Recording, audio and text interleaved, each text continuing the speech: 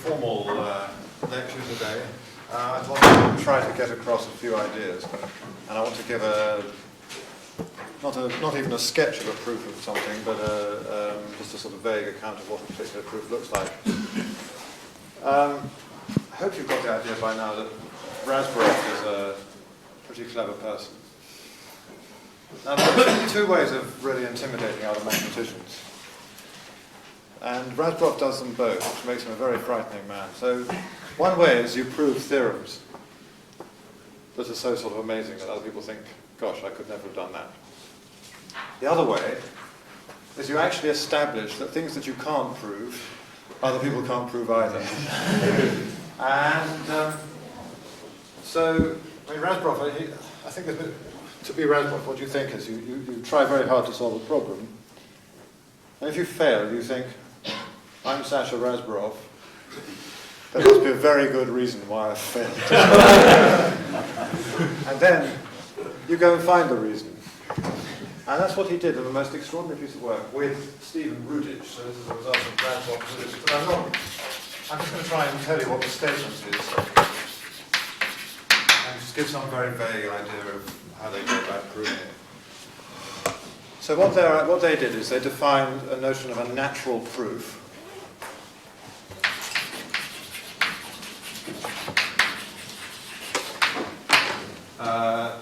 For establishing lower bounds for circuit complexity. So they defined some notion of natural proof, and I'll tell you what that is. And they looked at all known lower bounds for circuit complexity. This is for general circuit complexity, not monotone circuit complexity now. So this is circuit complexity where you're allowed NOT gates. So they looked for all lower bounds that are known. So these are lower bounds not for an arbitrary circuit, because there are no very good, I think 3n, as I said, was the best known lower bound for an NP problem for an arbitrary circuit. But you can do other things like restricting the depth of a circuit, so that the depth of a circuit is the length of the longest path from inputs to the output. And you can also look at formulas, which, as I just said, allow you to get slightly better lower bounds. And there are there's the width of the circuit, that's roughly the amount of, if you sort of follow circuit computation, after a while you say, I don't need this node of the circuit anymore, I can forget what it was. And then so the width of the circuit will be roughly the largest number of bits that you keep having, that you need to know at any one stage. So that corresponds roughly to the memory that you need when you're doing an actual computer program. So there are various other restrictions like that, and there are lower bounds proved for those, and they showed that all known lower bound techniques were natural in their sense, or if not explicitly natural, could be trivially naturalized. Or not trivially, actually. In one case there was one which was not trivially naturalized, but actually there was either they were obviously natural, or with a bit of thought you could see that they were easily equivalent to some sort of natural proof. So basically no known techniques were unnatural in their sense, and there was no natural proof that P didn't equal NP, or for a circuit lower bound. Now, that's not quite the whole story. That is conditional on the result that it's hard to solve the discrete logarithm problem. So the discrete logarithm problem is the problem, I give you some generator A of the multiplicative group of integers mod p, and I give you an x, and I say what's log of x mod a? In other words, what power of a, I know a generates a multiplicative group, what power of a gives you x? And if p has lots of digits, that seems to be a very hard problem, and indeed the hardness of that problem is more or less equivalent. It may be equivalent to the hardness of factorizing, so this is one of those things that if this problem were easy, then as we'll see later in the course, then you could factorize large numbers and so on. We all believe that you can't do that, or hope that you can't do that. And so we've got this rather strange thing. Let me just say it again, just to bring out its strangeness. There's no natural proof that P doesn't equal NP, unless this particular NP problem turns out to be easy. So if you... sort of seems the wrong way around. in order to get a natural proof that P doesn't equal NP, you need this problem to be easy. But actually this problem is not NP complete. So if you can prove that this problem is easy, it doesn't actually prove that P doesn't equal NP. Even so, that may seem a little odd until I say roughly how they go about things. So how could that come into it? Well, first let's say what a natural proof is. It's a little bit of a hard concept to get your head around. But let's have, all right, Fn equals the set of all Boolean functions on n bits, which we can also think of as subsets of 0, 1 to n. In a way, we associate a function with a set of values where it takes value 1.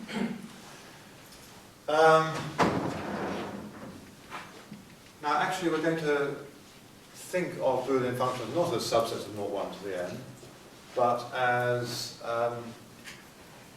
elements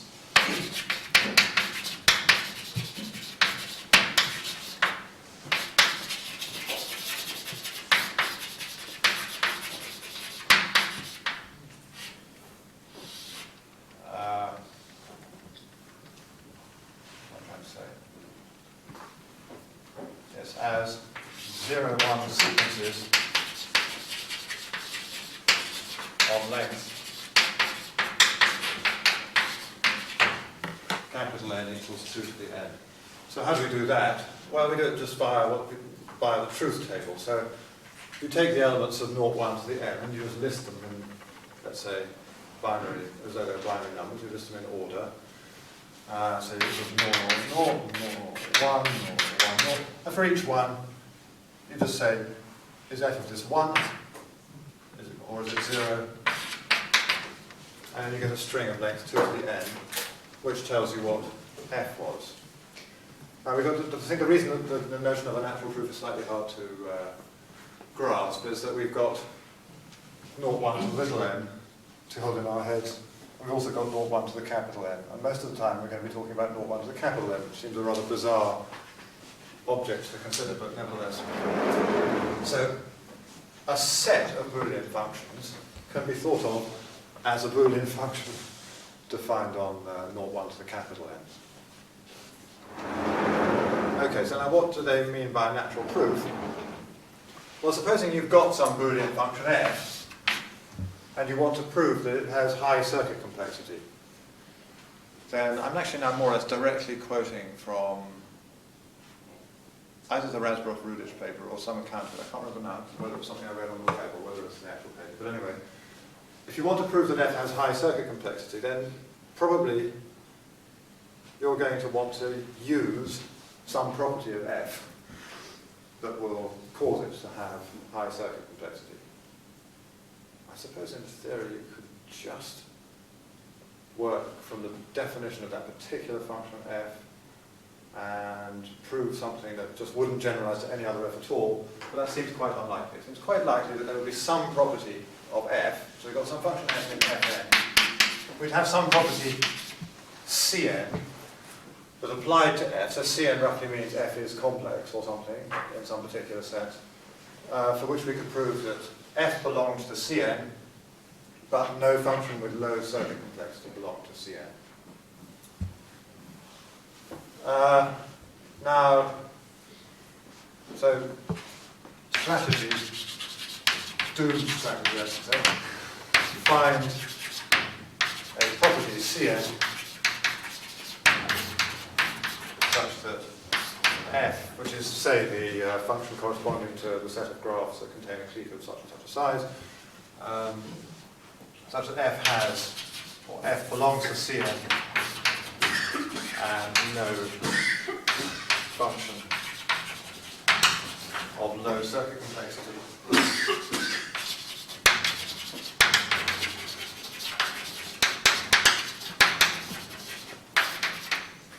has property Cn. Now, I've actually got one. Cn is the property of having high circuit complexity. So that's a slightly stupid thing because it just leads to a circular argument. So somehow you want to find some property that actually gets you somewhere. When I say I've got one, I can't prove that that works. I can't prove the statement that f has property Cn. So, nevertheless, there is a candidate property, but it's completely useless. So, here are two things that you might expect a property to have, and these are what you would call natural. So we say Cn, strictly speaking, it's a sequence, 1 to infinity, is a natural, let's say a natural proof. Never mind whether a sequence of sets can be a proof or something like that. It corresponds to a natural proof if we can find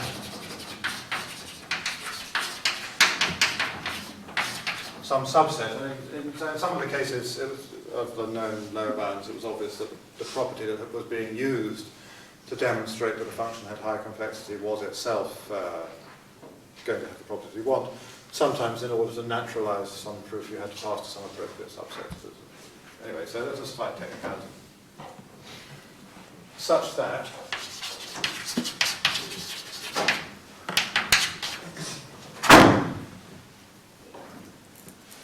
the first property is the slightly less bizarre of the two.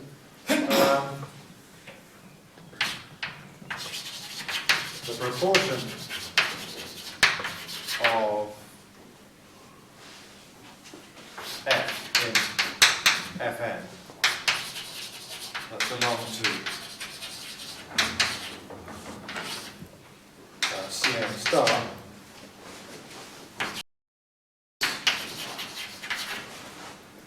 over some polynomial in n.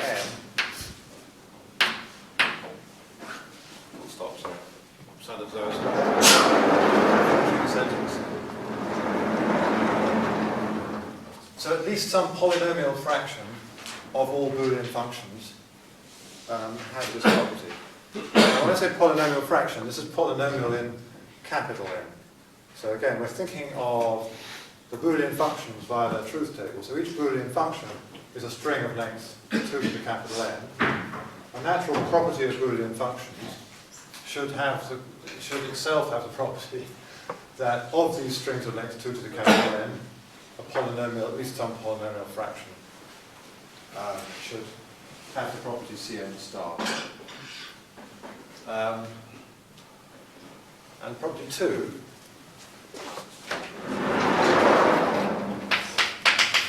is that Cn star is computable in polynomial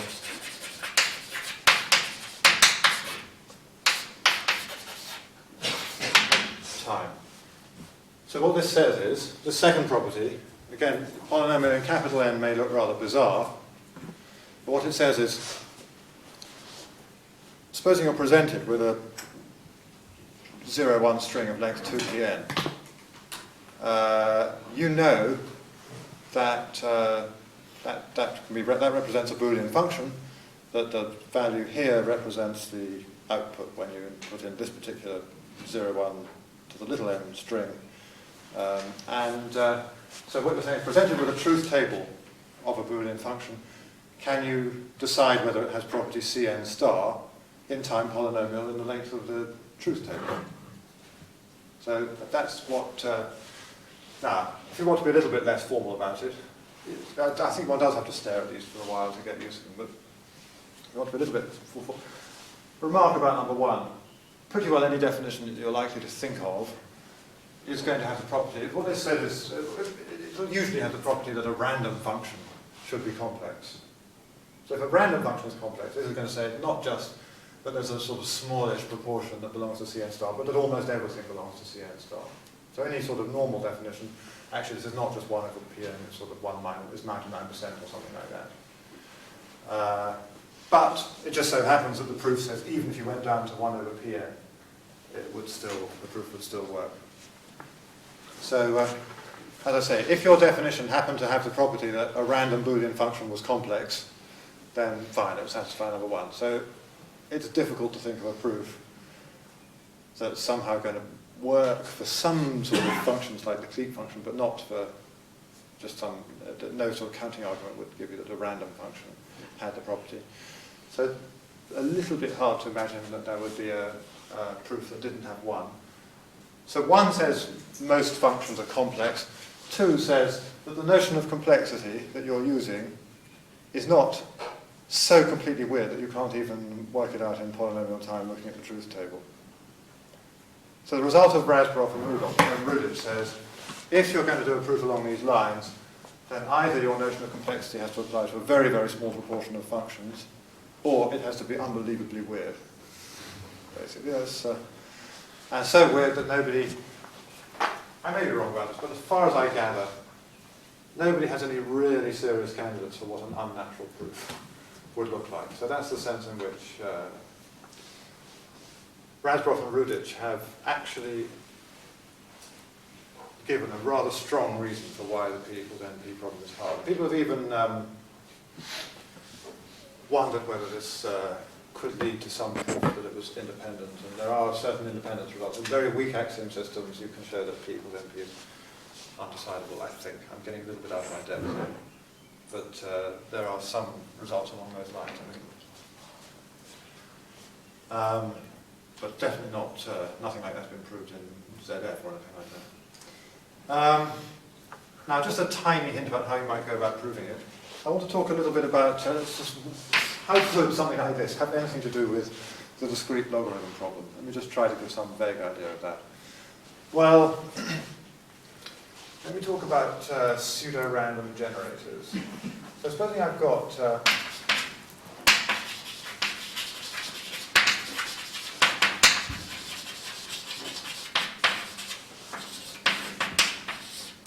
I'm going to talk about capital N because it'll be this is where this will be applied. So probability measure on 0, 1 to the capital N is let's call it pseudo-random. If basically it is computationally indistinguishable from the uniform measure on 0, 1 to the n. So I'll say pseudo-random for P, but you can replace P by any other complexity class. So pseudo-random for P is going to say that any function in P will not be able to tell the difference between, let's call it something, between pi and the uniform measure. If, so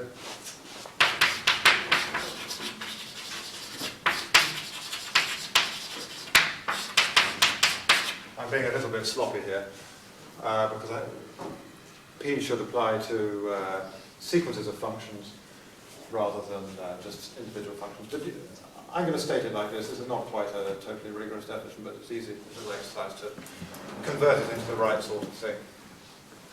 To do with sequences of functions that n varies. So anyway, for any function f in P, the probability according to this probability measure that f of some sequence epsilon equals 1. So epsilon is a string of length capital N. F, you do some Boolean function to it. The probability that that gives you 1 is almost exactly equal to the uniform probability.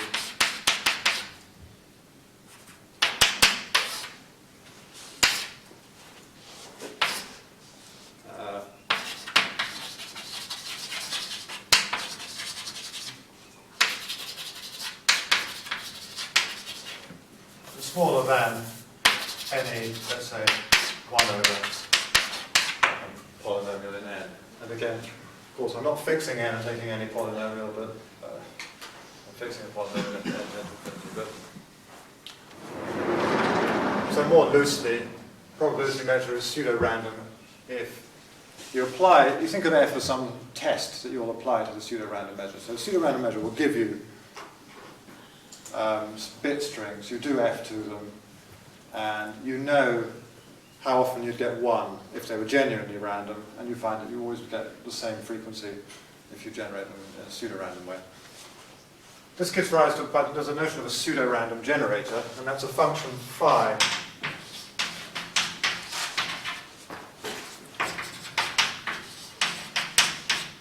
1 to the m to 0, 1 to the n. Typically m is much smaller than n, and such a function is called a pseudo-random generator if its output is a pseudo-random measure. Now what do I mean by that? I mean pi will now be the distribution chosen as follows. I pick a uniform random sequence over here, and I apply phi to it. So I'm just taking a random element of the image of phi with multiplicity or something, if it's not an injection. So phi would be called a pseudo-random generator if, when you apply phi to a random sequence here, you get a random sequence here, which will of course be only a tiny proportion of, it'll be supported on a tiny proportion of 0, 1 to the n, because m is much smaller than n. And if that is computationally indistinguishable from the uniform measure, then phi is a pseudo-random measure. Put it another way, I take my computable function f. If the probability that f of a random sequence equaling 1 is, for all such functions f, the same as the probability that if I choose a random sequence here, do phi, and then do f to that, if that probability is the same, then f cannot tell, if you start producing random strings either uniformly or uniformly from here and doing phi, f will not be able to tell you whether which of the two you were doing. I mean, a sort of very simple test might be, does the first bit equal the second bit, or something like that? That could be a Boolean function. So here the probability is yes. I mean, here it's yes, the probability of half. If this is a pseudo-random generator, then you'll know that if you take a random image of something here, then with probability half, its first bit will equal its second bit, and so on. So again, if I want to be a little bit loose about it, a pseudo-random generator is one that where the output just looks as though it's random. There's nothing you can do with your computer will tell the difference. Now, do pseudo-random generators exist? Well, here's an NP problem. Given a sequence here, does it belong to the output of phi? Is it the image of something in 0, 1 to the m? That's an NP complete problem, so I just sort of exhibit the sequence and do phi to it and get my thing. So if I want to check that something is in the image of this, I just can do it very easily.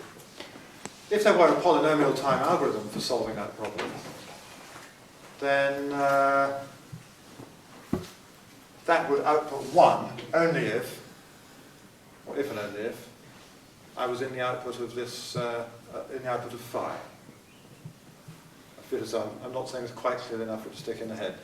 So here's 0, 1 to the n, here's 0, 1 to the m, and I do phi, and I get some tiny class of functions. It's pseudo-random, so it's really sort of very spread around in some random-like way, but I'll just draw it over here. It's an NP problem to determine whether I belong to this bit here, because if I've got a sequence I want to know whether it belongs to the output, I just have to exhibit the thing that maps to it. I'm assuming that phi is a nicely computable function, by the way, of course. In fact, it was a very important remark that I should have made.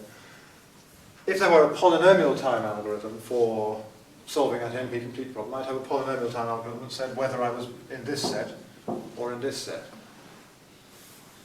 That does rather distinguish between this set and the uniform distribution on this set, because it gives me 1 all the time, whereas it should give me 1 almost none of the time if this had been a genuine pseudo-random thing. That would have fooled polynomial algorithms.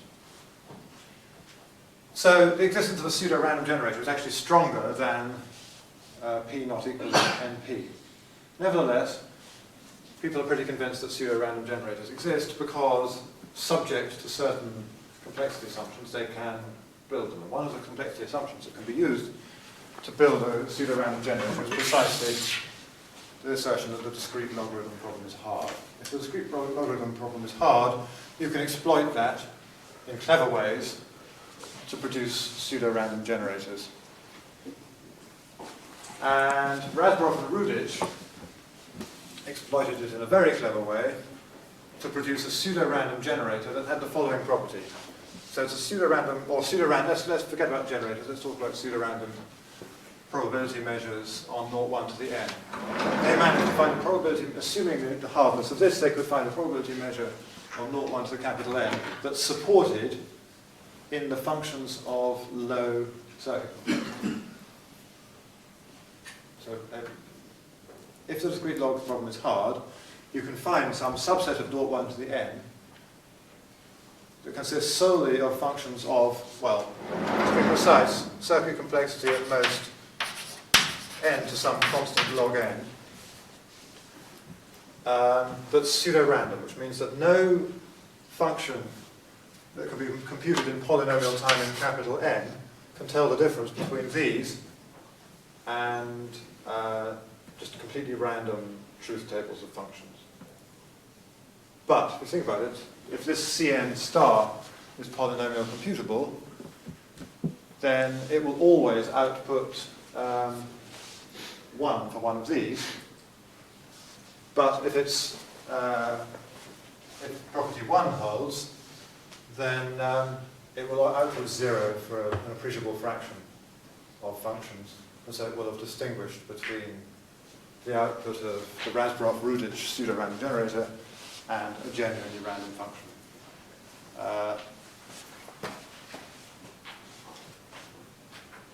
Everything I've said, I'm afraid everything I've said comes into the category of not how you prove what I've said, but just these facts that I've just told you.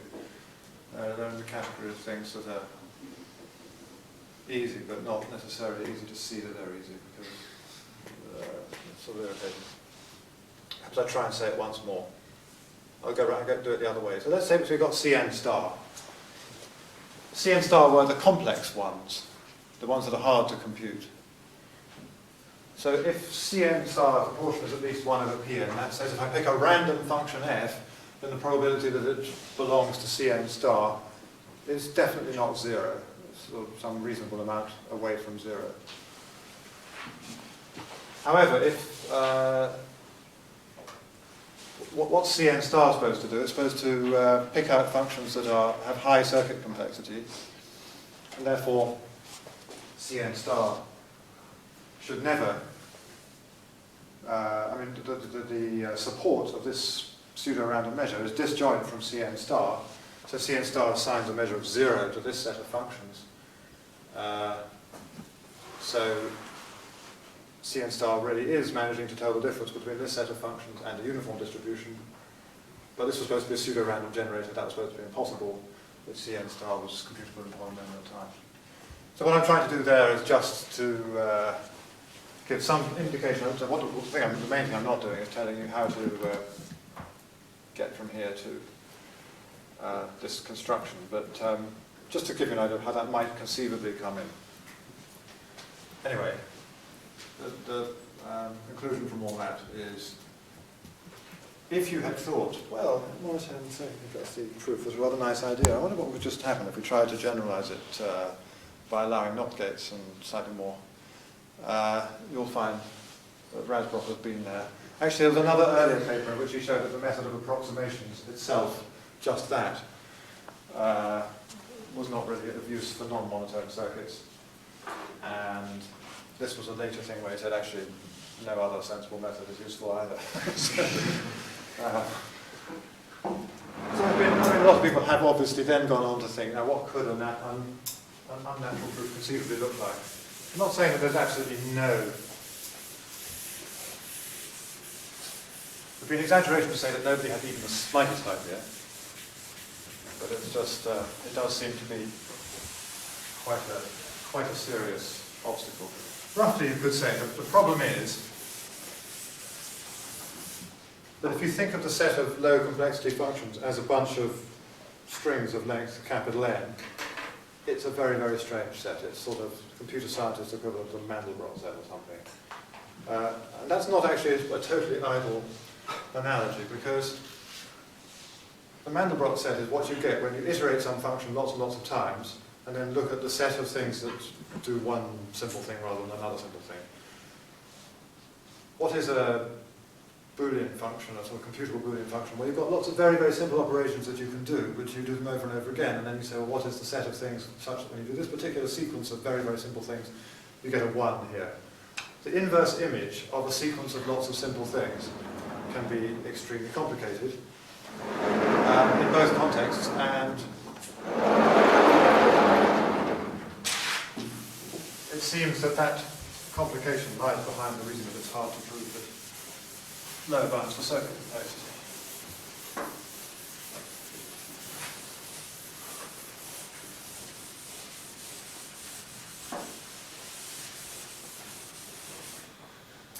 And particularly, you've got nice computable functions that really look extremely random. Okay, so now I think I want to start the longish journey towards quantum computation. So I'm actually going to start by talking about other notions of computation that just provide a little bit of a background. Actually, there's one thing in common with what I've just said and quantum computation, which is here we have to get used to 0, 1 to the capital N, some sort of 2 to the n dimensional thing. And in quantum computation, you also have to be comfortable with a 2 to the n dimensional object. Classical computation, you've just got 0, 1 to the n, and that's sort of an n dimensional object, and so we feel reasonably comfortable. With quantum, somehow the number of dimensions we have to worry about is exponentially larger. And from a point of view of understanding things, it's the same problem when you get too many levels in the set theoretic hierarchy, or sort of thinking about sets and sets of sets. And if you think about properties of sets, then those are sets of sets of sets, and one starts getting less and less comfortable each time you add a layer. So I want to build up to it gradually, just to try to sort of make us feel, including myself, make us feel more comfortable with these sorts of notions. But let me start with something firmly classical, because we're going to talk about, so when I had circuits, we had n inputs and 1 output. But I now want to have a slightly different model of computation that's a little bit closer to quantum computation, where we have n inputs and n outputs. And also I have an extra property that's, at each stage what you do is a bijection. So this is what's called reversible computation. So what is a reversible computation? Here's a model of reversible computation. You start with some bits.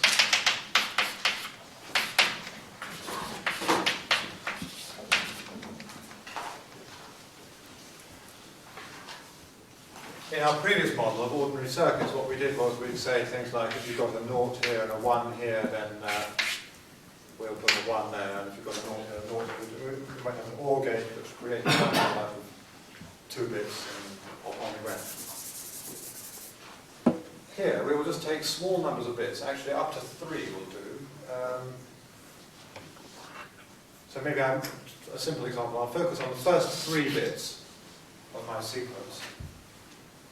And I'm going to apply some transformation to the first 3 bits in such a way that what I do is reversible because it's a bijection. So here's the sort of thing I might do. I might say 0, 0, 0. Well, if I see 0, 0, 0, I'll change it to 1, 1, 0. If I see 0, 0, 1, I'll change it to 1, 0, 1. If I see... and so on. And I just take some permutation of 0, 1 cubed and apply that to the first 3 bits. An example, I might say, if the first 2 bits are both 1, then I'll change the value of the third bit. Whatever the third bit was, if it was a 0, I'll make it a 1. If it's a 1, I'll make it a 0. So that's... or another one might be if at least one of the first 2 bits is a 1, then I'll flip the third bit. That would be another example of the kind of thing that you can do. And so I'll do a sequence of such operations. So I'll just pick 3 bits, do some operation, then I'll pick another 3 bits, do some simple operation like that, and eventually I'll get n outputs down there. And if I want to reverse the computation, then I just do the inverses of all those bijections and I go back to where I started. Now you might ask, there are various questions you could ask, such as, well, let's just think about this geometrically actually before I go any further. So what is, from the perspective of the first 3 bits, what is 0, 1 to the n? It's 0, 1 cubed cross 0.1 to the n minus 3. And what does that mean? It means I've got some big n dimensional cube, which I'm going to represent like this. Each of these vertices represents an n minus 3 dimensional cube, and I stick all those n minus 3 dimensional cubes together. Forgot a big portion of it, and that forms for me an n dimensional cube.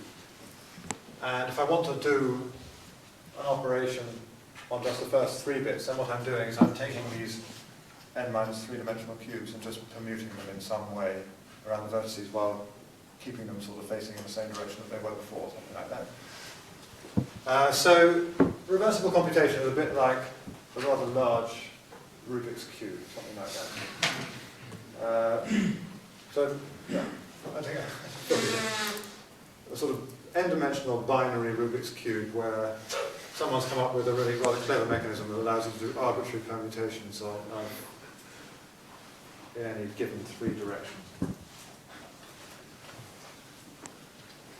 You might ask, if you're a Rubik's Cube enthusiast, what permutations of 0.1 to the n can you actually achieve by means of these Rubik's Cube moves? It turns out, well, it's easy to check that any such permutation is an even permutation. It's also, can be shown, it's not that hard, that you can get any even permutation. So what I've told you there is I've given you a set of generators for alternating group on 2 to the n. It's nicer to think of it as A, 0.1 to the n. I won't prove that, but it's not too hard to do it by induction. By induction I can scramble this in some pretty unpleasant ways, and then I can sort of mix that with the last digit here.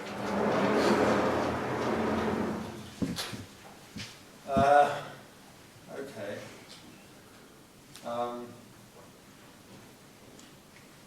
Another little remark that's of some importance actually for quantum computation is that you can simulate ordinary circuits using reversible computation if you allow yourself some sort of rubbishy extra bits. So supposing I want to do a computation on just the first m bits. So I don't know what they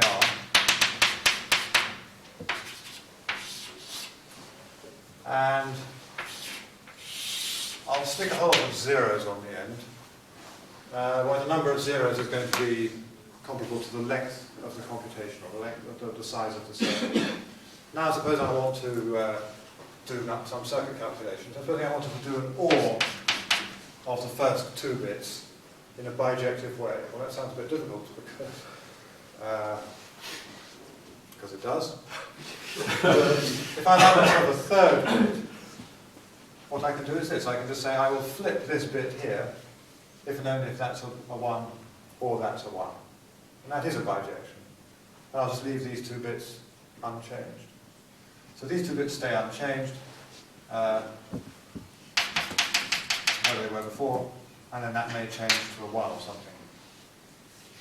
Because I've set it to be a 0 in the first place, that means this will be the OR of these 2. And you can just continue with some sort of process like that. And you can fix your reversible computation so that sort of at this stage that bit will be the output of whatever you wanted your circuit to do. Right, that's reversible. Now we're still in a little n-dimensional world, but we can very easily get into the capital n-dimensional world just by talking about probabilistic computation. No quantumness needed at this stage. So supposing we wanted to, we don't have to do this, but let's do a probabilistic reversible computation. So what I'm going to do here is, instead of saying absolutely definitely what I'll do at some particular stage, I might say something like, I'm going to toss a coin. And if it comes up heads, then I will do this, flipping this if and only if these 2 ones are 1s. If it's tails, I'll just leave the whole thing alone. So that might be part of a probabilistic computation. More generally, I've just got lots of operations, and I use some probabilistic means of deciding which step to do at which stage. So how should we, if I don't actually know what the tosses of the coin were, how could we represent the state of the computation? Or perhaps not. So what I don't mean really is the state that the computer's in. We can think of this as a physical computer. It's got some bits in it, and we've got some method of sometimes flipping the bits and that sort of thing. If I don't know what the tosses of the coin were, how could I represent the state of my ignorance about the computer, so to speak, or the state of my knowledge, stroke ignorance about the computer? Well, a very, very simple thing would be to say, supposing I started with a string of zeros, and then I just, with probability of half, I flipped the first bit. That's all I did. It would be a very, very simple operation. Well, I would just naturally represent that as half times that string, plus a half times that string. And more generally, after I've done, made various random decisions, I no longer know precisely what string I've got, but I have got a probability distribution on the strings. I know that I did this with probability 1 over 2 to the k or something, and if I did that, then this is the string that I had. So I've got such and such a probability distribution on the cube.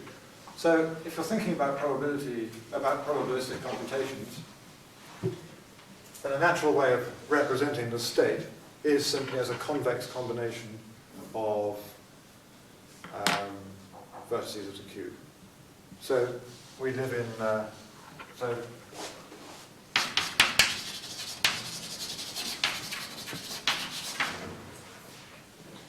natural way of representing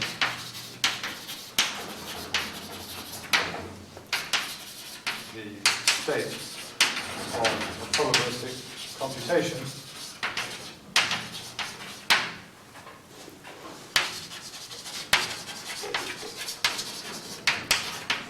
is to associate, I should say, in case this is not clear, I don't actually mean, when I say half of this plus half of this, I don't mean the vector half, nor. So now let me say what I do mean. It's to associate with each sequence epsilon equals epsilon 1 up to epsilon n belongs to 0, 1 to the n, a vector v epsilon, and this will be this sort of basis vector in some vector space, and to take convex combination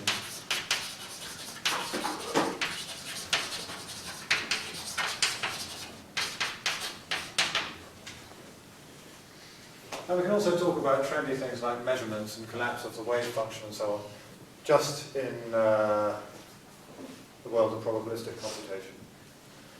So supposing I've done a probabilistic computation, I now know that, because I haven't been told what the outcomes of the tosses of the coin were, so I now know I've got some particular convex combination of what we'll call, in the nice future, basis states. So these vectors v epsilon, so v epsilon on its own would represent the state, like the string and all the bits in my computer are organized like epsilon 1, epsilon 2, and so on. Supposing I measured the first bit,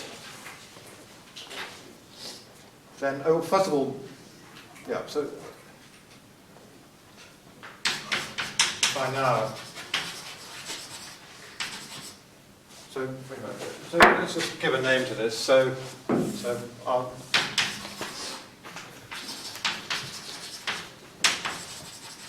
it's not supposed to be a very informative sentence, but these are things like sigma lambda epsilon v epsilon, where epsilon belongs to 0, 1 to the n, lambda epsilon greater than equal to 0, sigma lambda epsilon equals 1.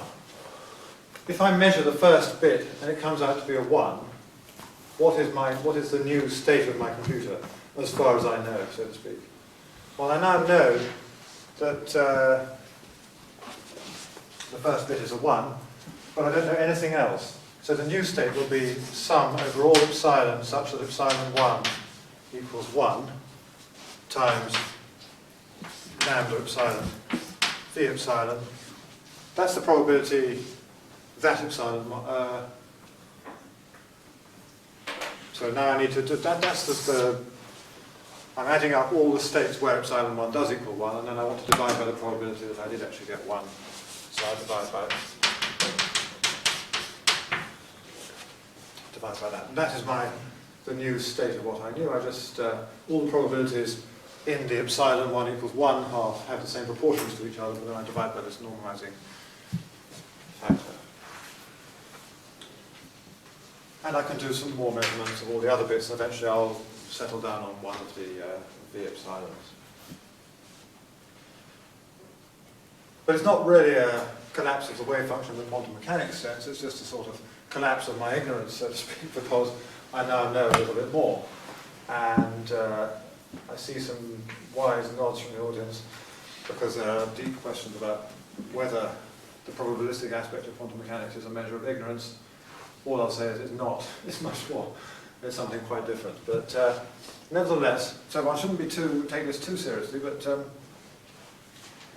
it nevertheless leads rather neatly into quantum computation, because and this is a presentation of quantum computation which I am cribbing mercilessly and probably ruining at the same time from the blog. I highly recommend this, of Scott Aronson.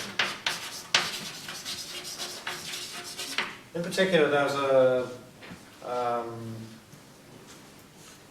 if you Google, here's what I suggest.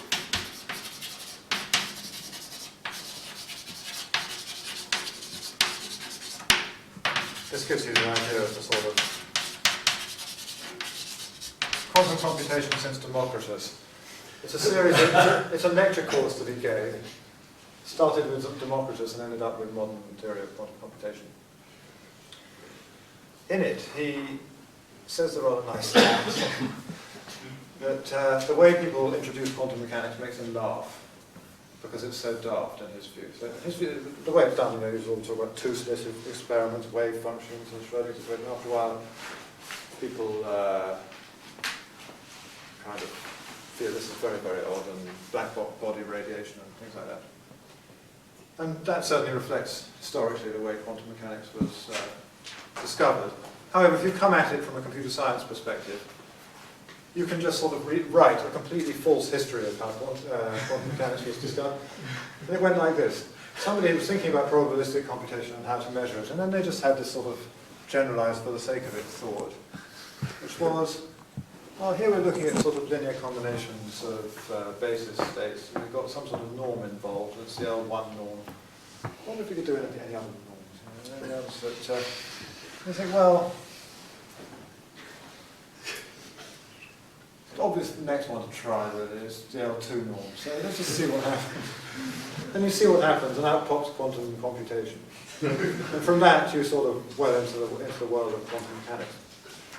I haven't really given myself time to do justice to this thought.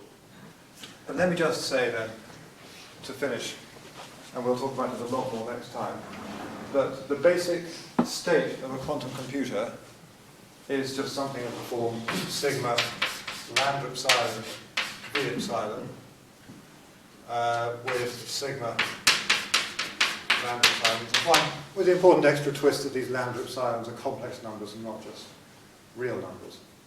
Have I got time to say what a measurement is? I think I have. If you measure the first bit and it comes out to be a 1, then the new state you're in. Oh, by the way, so this equals 1, yeah? So the new state that you're in will be, well, it's supposed always to have L2 norm 1. This has L2 norm, the sum epsilon 1 equals 1 lambda epsilon squared, so we better divide by. I'll put this in a different colour to emphasize that this is a new thing that I'm doing. This is what we do in the quantum world. We divide by that instead. And also, what's the probability that you get 1? It's again the thing that you divide by on the bottom. So if I measure a bit, or if I do any measurement, say I measure some subset of the of 0, 1 to the n by some, if I can, which that's an issue. It's not very easy to do an arbitrary measurement, but if I measure some subset of the cube, then the probability that it will say, yes, we're in that subset, is going to be just the sum of the squares of these numbers lambda, epsilon, which are known as the amplitudes. So I've got, associated with each basis vector, I've got an amplitude, and the squares of those amplitudes represent probability, but only when you come to measure things, and not before you do that. We don't have to get too worried about the measurement problem in quantum mechanics or anything like that. We just have to think of the state of our quantum computation as being these nice L2 vectors, and only at the very end do we try to organize things so that we don't just get always the probability that epsilon 1 equals 1 is a half or something like that. We want to get some meaningful results. We want to organize the computation so that when we do a measurement, we'll be able to find something interesting out, and that's one of the challenges of quantum computation. All I've told you here is what the states are. I haven't told you how to get from one state to another. That will have to be done next time. So this is just a little tiny sort of taste. I'll say all this again, I think, at the beginning of next time.